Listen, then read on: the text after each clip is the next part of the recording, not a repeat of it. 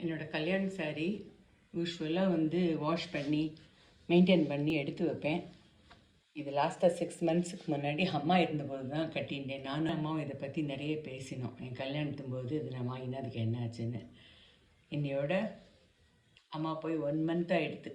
Days are just playing. அப்போ வந்து அந்த வீடியோ அம்மாவோட நான் என்ன பேசினேங்கிறத ரெக்கார்ட் பண்ணதை நான் இப்போ ஷேர் பண்ணுறேன். இட்ஸ் அகெயின் மலரும் நினைவுகள் வித் அம்மா. அம்மா இந்த புடவை ஞாபகம் இருக்கா? ஞாபகம் இருக்கே.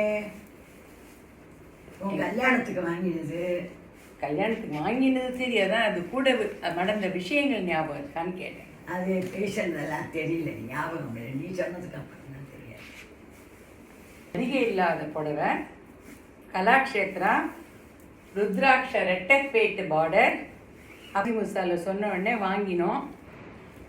வாங்கலை, திட்டிகிட்டே இருந்தேன். நான் தான் வாங்கினேன்.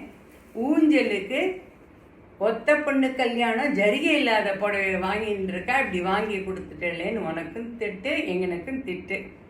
ஆனால் நோ ரிக்ரெட்ஸ்மா. இன்னைக்கு வரைக்கும் இந்த புடவையோட அழுத்தமும் இந்த கலரும் இந்த பார்டரும் அப்படியே இருக்குது. எனக்கு ரொம்ப சந்தோஷமாக இருக்குது வைக்கிறதுக்கே. இது கூட வந்து கோல்டு தான் போட்டுக்கணுங்கிறது இல்லை, என்ன வேணால் போட்டுக்கலாம். என்னோட டைகர் சை போட்டுக்கிட்டு இருக்கேன். அது நல்லா தான் இருக்குது.